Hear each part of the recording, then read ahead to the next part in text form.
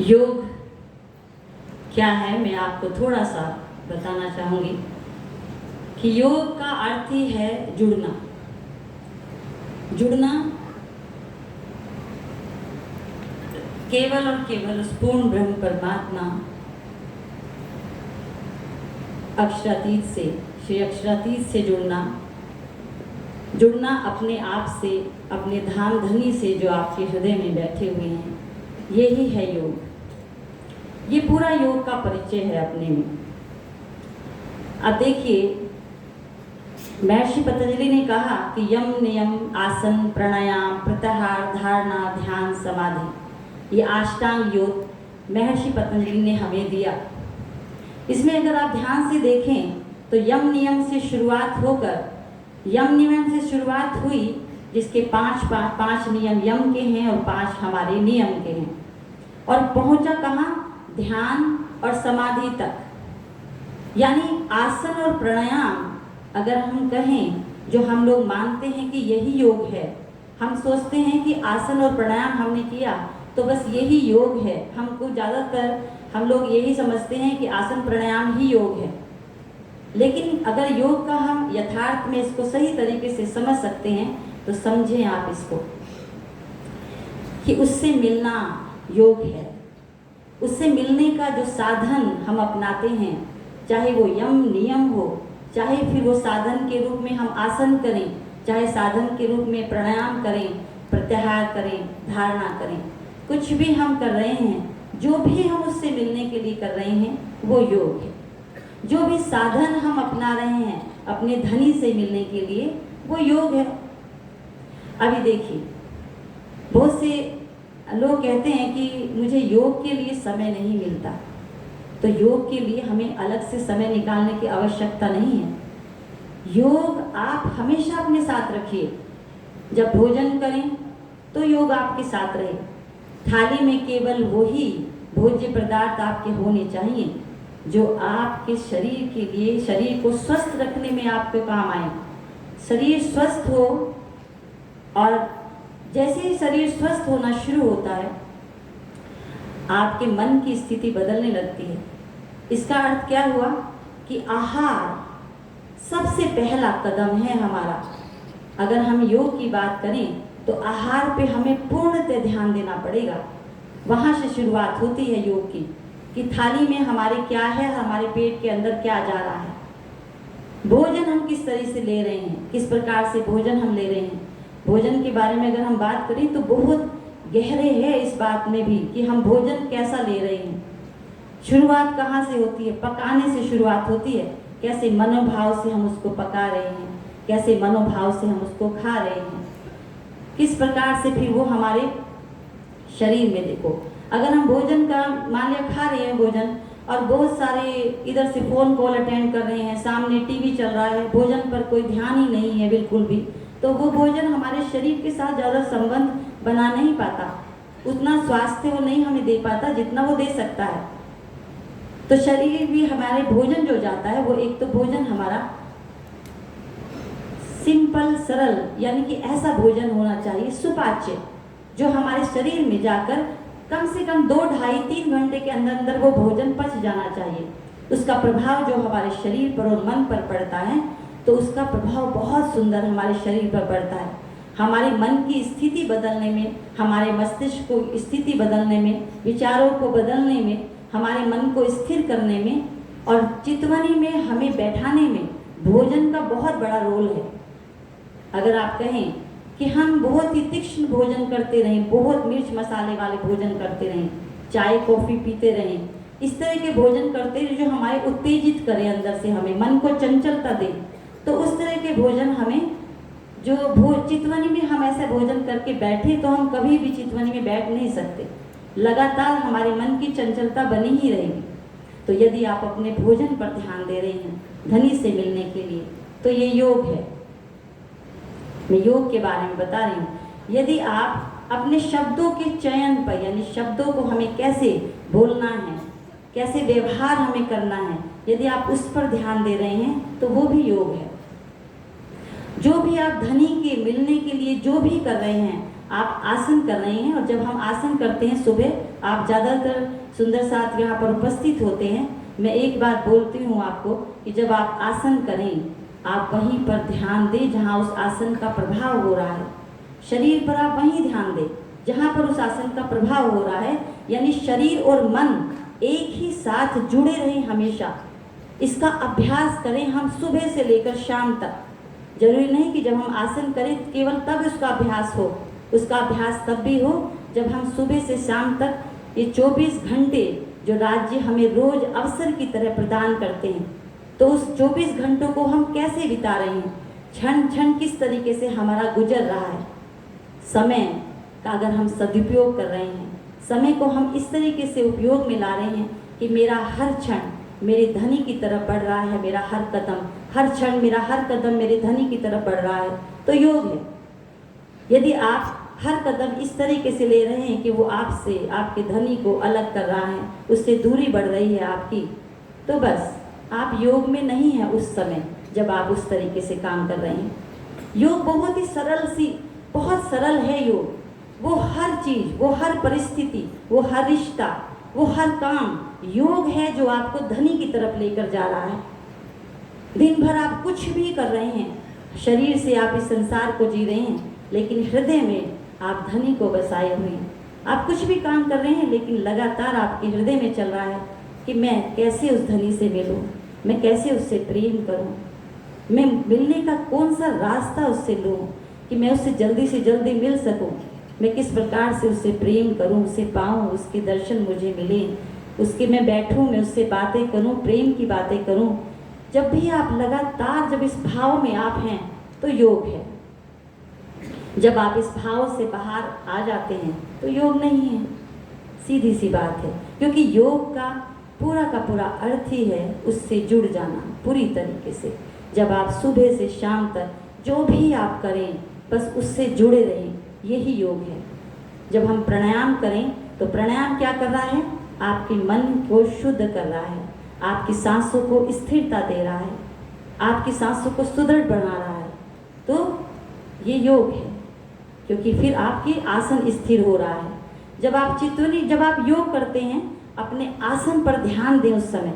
जब भी हम योग कर रहे हैं, हम जितना भी हमारी क्लासेस चलती हैं पूरी योग की, तो हम ये पूरा का पूरा ध्यान रखते हैं कि हम उस प्रकार से आसनों को करें और मन की स्थिति कुछ इस तरीके से रहे कि हमारा आसन जो है स्थिर हो जाए, चितवनी हमारी सुदृढ़ हो जाए, चितवनी में हम गहरे से जाएं और जल्दी से जल्दी हम उस अपने प्रियतम से मिल सकें। तो ये योग है। जब हम इस भाव में रहते हैं तो ये योग है।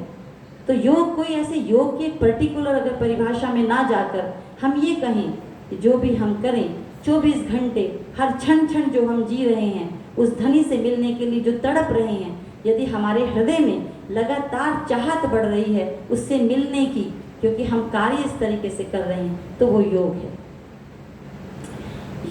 हम योग को जरूरी नहीं है कि हम उसे बांध दें बस आसन और प्राणायाम में। आसन और प्राणायाम केवल 2 साधन हैं और योग लक्ष्य है इस जीवन का।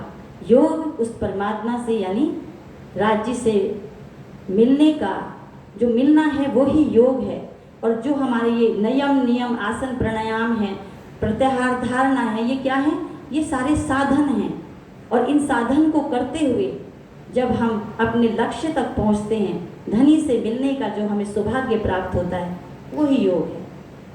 तो उम्मीद करती हूँ कि आपको समझ में आ गया होगा ये पूरी बात कि योग को हम किस तरीके से एक समय में ना बांधकर, एक आसन और प्राणायाम में ना बांधकर हम पूरा दिन किस तरह से योगमय हो सकते हैं। तो योग में आज मैं एक और बात बताती हूँ। आज से हम लोग एक काम कर सकते हैं। देखिए, साधन के रूप में हमें ये शरीर मिला है।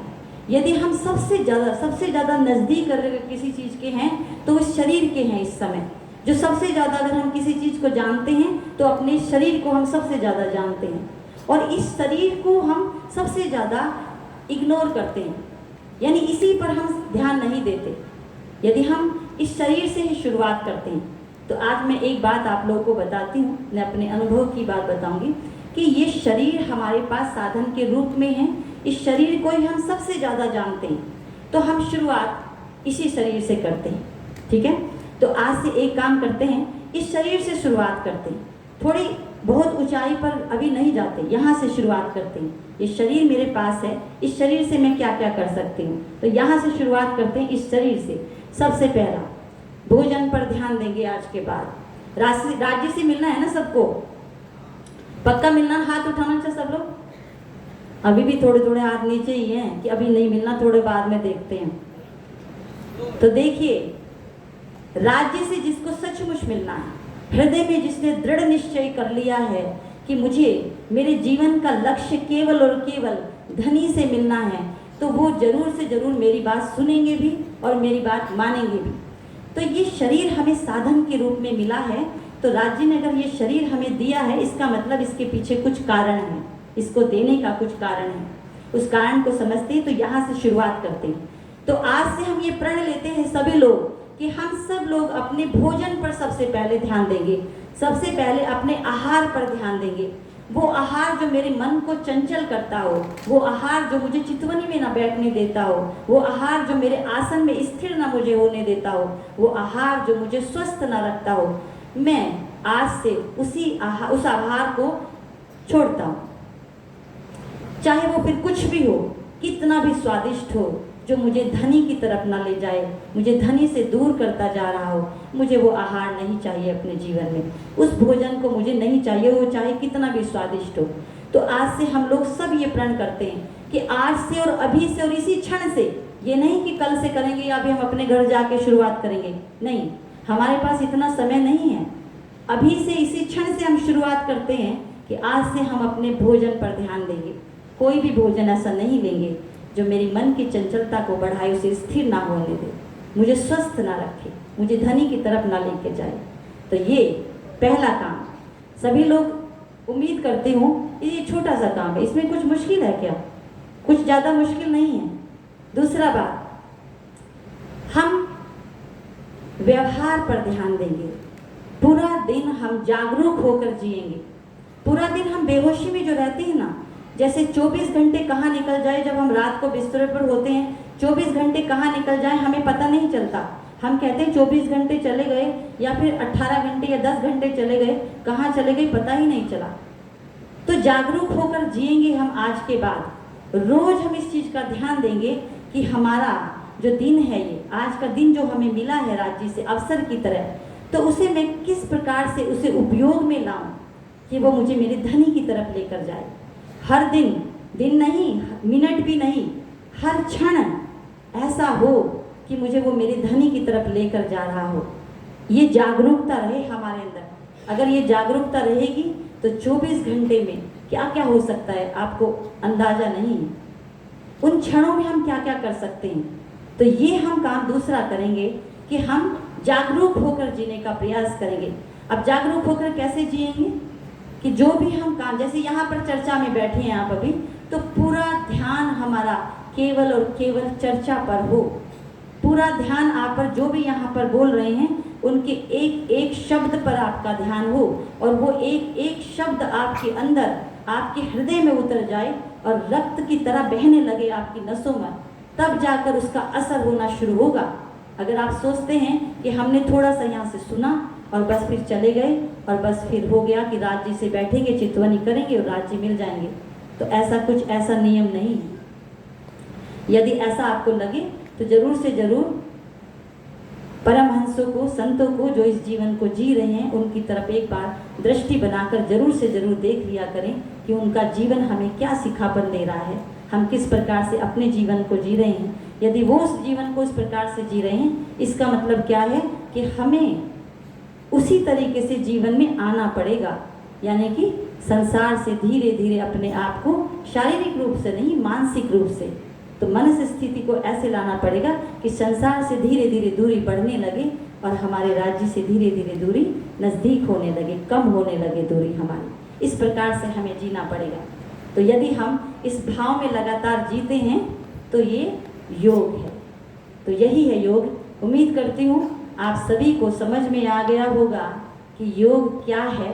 आसन और प्राणायाम को केवल और केवल साधन हैं उस योग के उस राज्य से मिलने के केवल 2 साधन हैं आसन प्राणायाम जो हम करते हैं, जो बहुत महत्वपूर्ण हैं आसन को स्थिर करने में, शरीर को स्थिर करने में, मन को स्थिर करने में, विचारों को स्थिर करने में बहुत महत्वपूर्ण है ये, लेकिन वो उसके लिए आवश्यक साधन हैं बस। तो अपनी वाणी को मैं यही विराम देती हूँ। उम्मीद करती हूँ कि आपको योग के बारे में मैं कुछ समझा पाई हूँ संक्षिप्त में। बोले श्री प्राणनाथ प्यारे की।